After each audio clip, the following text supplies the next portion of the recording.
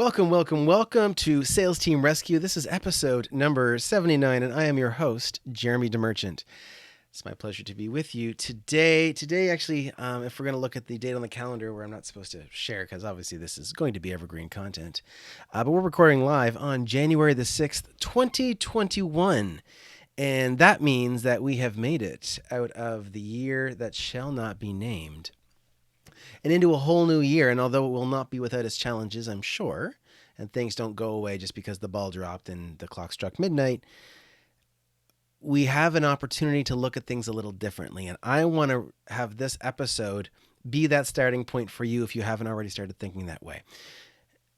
And so the thought process I want to kind of plant the seed for with you is that no matter what's going on, you're increasing your sales, you want to get better at sales as a sales rep, you want to build up your sales team as a manager, you want to build out your whole sales force and your sales process as a CEO.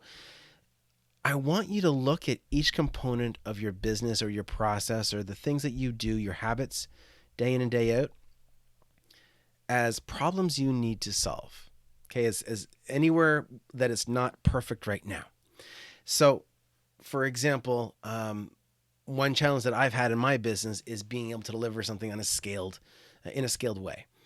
And so that's a problem that I have. It's not a bad problem. It means that I've got people wanting to invest in my services, but I haven't figured out how to maximize, or at least up to that point, hadn't figured out how to maximize my delivery side of it so that I can serve, a dozen people or hundreds of people versus a couple at a time. So that's a better quality problem. Right now in your business, in your sales process, in your sales habits, there are things that aren't where you want them to be, and that's okay. But I don't want you to focus on getting rid of problems. One of the challenges that a lot of people face is they get to a certain stage in their business or in their sales impact, the commission they can earn, and they think once this one thing is solved, this one thing is going to change it all, and after that it's going to be smooth sailing. And it's not.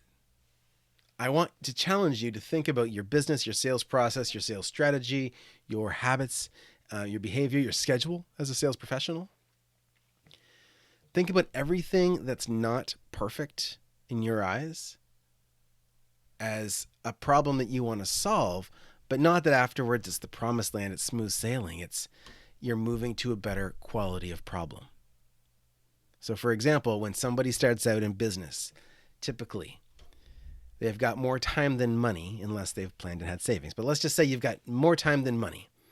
Great. So your biggest problem is that you need to learn things and do a lot of things yourself. Then as you start doing them and you start generating revenue, maybe you've shifted to where you've got more money than time. Then the new level of problem is you need to go hire somebody to free up some of your time. Okay. It's a better quality problem.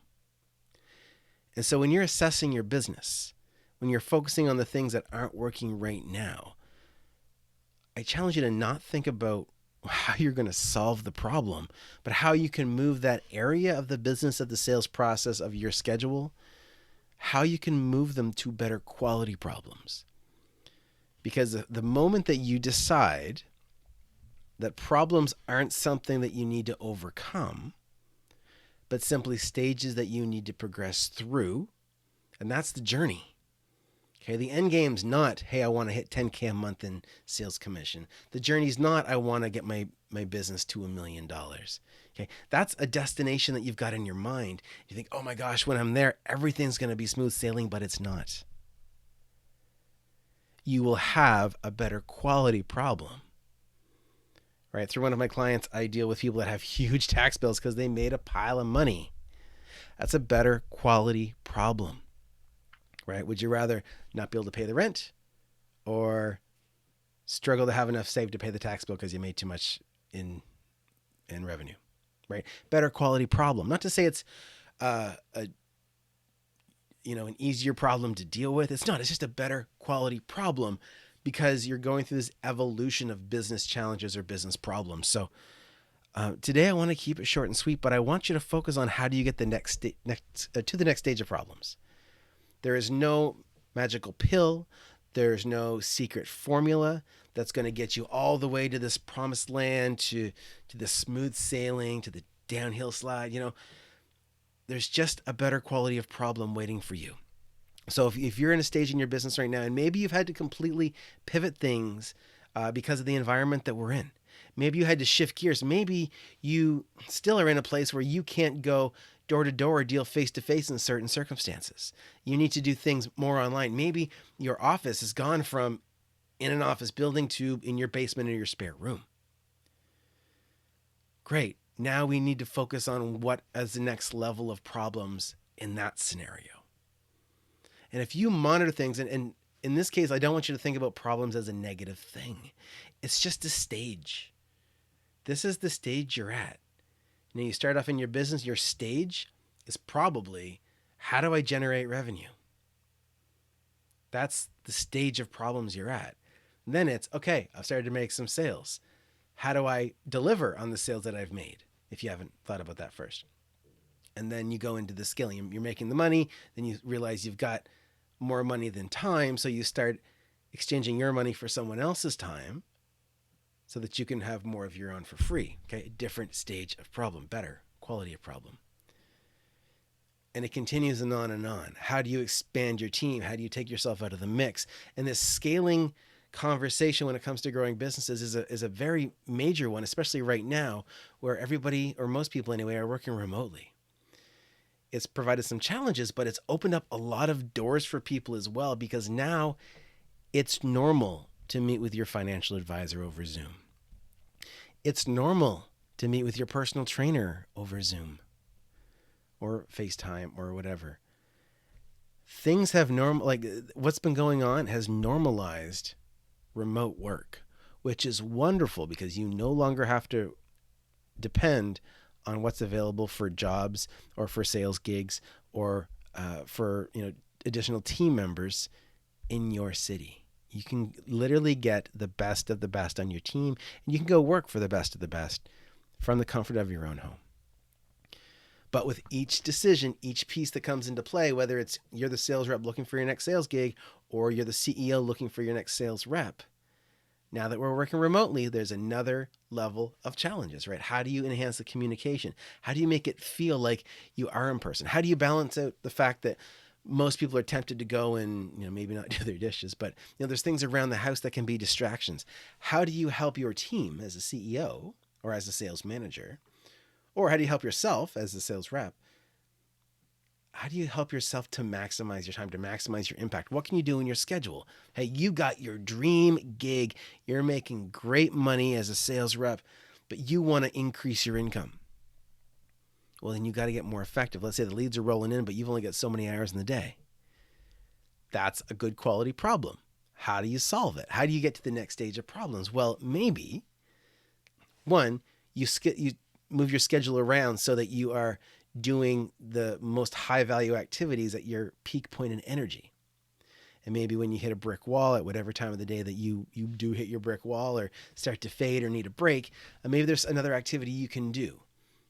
And of course, for sales and follow-up, you want to make sure that as much as you can, keep your ideal calling time open so you can do outreach to people based on who you're serving, right? Maybe it's in the evening if you need to get people when they're home from work. Maybe it's during the day if you're dealing with people that are, based at the office, although that's probably at home now as well. Focus on what the next level of quality problems are. Because once you have these things figured out and you can maximize that time, then it's okay, how do I get even more efficient, right? So for example, one thing that I've helped a lot of clients do is, how do I implement a CRM to manage all the leads? Because we've got leads, they're sitting in spreadsheets, people are missing follow-up. Great. Let's build out a CRM to keep track of things. Great. Well, how can I make calling faster? Because I want to reach X number of calls a day, but it's a pain because I'm dialing all these numbers. And then you can have a CRM that's got a built-in dialer, that has built-in texting, right? Keep it all in one place. And the other advantage to that is you get the whole conversation, even recorded calls, all in one spot. So you don't miss anything. Emails, texts, call recordings, all right there. So then you're at so once you've maximized the effectiveness of a single rep, then expand. right? How do you expand that? And from the rep's perspective, how can you increase your volume? Or, depending on what you're selling, can you partner with somebody that's less experienced and maybe have it so that you're focusing on maybe the final closing call where they're working on some initial part of the process. Maybe someone else you're working with is better at booking appointments and you're better at closing them, and you want to partner up. Obviously, clear this with your managers because it's kind of a strategic decision. But there's lots of different ways that you can maximize your time. Another part for closers or for sales reps in general is if there's some form of sales admin that you can bring in that can help. The highest and best use of your time is having those conversations. If you the dream scenario, and I want to just kind of put this out there for everybody watching. I see we've got some people live, so thank you for checking this out live. If you're listening to the replay, you're listening to the podcast, thank you as well. This is the dream. The dream scenario for a great, and I will say a great closer, but even a great salesperson that might have more than one role in the mix. The value is helping people make the decision. That's what you do. Now, some things are required for that. You need to have somebody in front of you, hopefully that has some kind of interest or awareness of what you do. But then the other process is there's an administrative piece. There's chasing after the paperwork. We just ended off the year with one of my clients and had a phenomenal end of year. But there was a lot of time spent chasing documentation, and it's mainly streamlined. Like a lot of it is very streamlined, but there's still some pieces where it's, hey, follow up to make sure this came in. Hey, what are we waiting on this one? And there's some back and forth. And if you can take that part off your plate and have somebody whose role it is to do that, okay. And I see a lot of financial advisors do this, right? They know that their highest and best use of their time is meeting with clients, helping them solve the problems. They say, great, send an email to whoever in my office, or send this document to whoever in my office, or stop by my office and so will get you to sign the paperwork, right? Have somebody else take care of that so you can focus all your time on being in those conversations. You need to be at the point where decisions are made, and train your team. Like if you've got a sales administrative person that has to deal directly with clients, you make sure that if there's any doubt or hesitation or questions, and it's not something simple like that they can just kind of speak to quickly, that they get that person back on a call with you. Okay, super, super vital. But this allows you to take the administration off your plate, have somebody else do it. Like there was, for a long time with some clients, if I was actually doing some sales, because often if there's a new campaign I want to test out and hear the calls. So sometimes when I'll jump on the calls and do them, and the calls were booked, I would have somebody on my team, my own, we'll call them sales admin, log in and send out the reminder emails and send out the reminder texts in scenarios where they weren't yet automated. Okay, because we want to build that relationship, build those reminders. And that meant that I didn't have to think about it. I could focus on whatever conversation was in front of me and take it from there. Okay, so that's sort of the dream scenario to be in. But as a sales rep, I want to encourage you to think about how you can create that for yourself, especially if you're commission-based. Then for you might be, especially if you're contracted and not an employee, if you're contracted, I would hire somebody to do that sales administration piece. And let the clients that you're closing for, the people whose teams you're on, let them know that part of hiring you is that they get your team. And you just have all this stuff taken care of. You need to make sure they're trained really well. You might need to bring them in to be trained by the company. But if you can do it and all your time is spent closing, you're going to be a lot more effective and generate a lot more revenue for the company and more income for yourself. And it's going to be because you were willing to set aside a few dollars to pay somebody who is responsible for these other key pieces, the follow up on the paperwork, making sure things get signed, make sure the deal comes through. Okay. Proposals that need to be created is a great example. You don't want to be the one actually creating the proposals if you can help it. Get to that point where you can afford to hire someone to support you in that, so that you're just having the conversation. You say, hey, I'll have, insert your sales admin's name, put that proposal together for you and get it sent off for you. Okay, that's how you maximize your time. So that's the scenario of how to raise yourself to new levels of problems as a sales rep, right? One, how do I get more organized? Great, I want to use a CRM instead of a spreadsheet. Two, how do I make it so I can make more dials? Well, let's have a one-click dial through the CRM and texting built in as well. Great, how do I spend more time on calls because I got leads I'm not getting to? Have a sales admin help you with the administration part. Maybe you've got someone in that calls on your behalf that does that outreach. If there's that cold outreach that you might need to do where you're following up on leads, but you know that your best use of your time is in the conversation and not in the chasing part. Maybe you bring someone else on just to do that part. And yeah, you're going to pay them, but it'll be worth it in the end if you're really maximizing that free time you get. Okay, so same goes for managers, CEOs, everybody in the mix. No matter what stage of business you're at, no matter what stage of sales you're at, the next challenge you're focusing on, it's not going to suddenly make everything perfect after you solve it. You're just moving to a higher level, a better quality of problem. Okay, so I hope that makes sense. And I hope that looking at it this way helps shift this one thing for you. And that one thing is that often we get really excited. Hey, I'm going to get this one thing. I'm going to have my first 10K month and the world's going to be better and all my problems will go away. I promise you there's going to be a new level of problem that'll come up. And if you can be prepared for that, then you're going to be in a lot better situation. Okay, you get your first 10K month, great. Now you got to do it again. Was it from something consistent that you can repeat? Or was it because all the work that you've done for the past 90 days finally all clicked at the same time?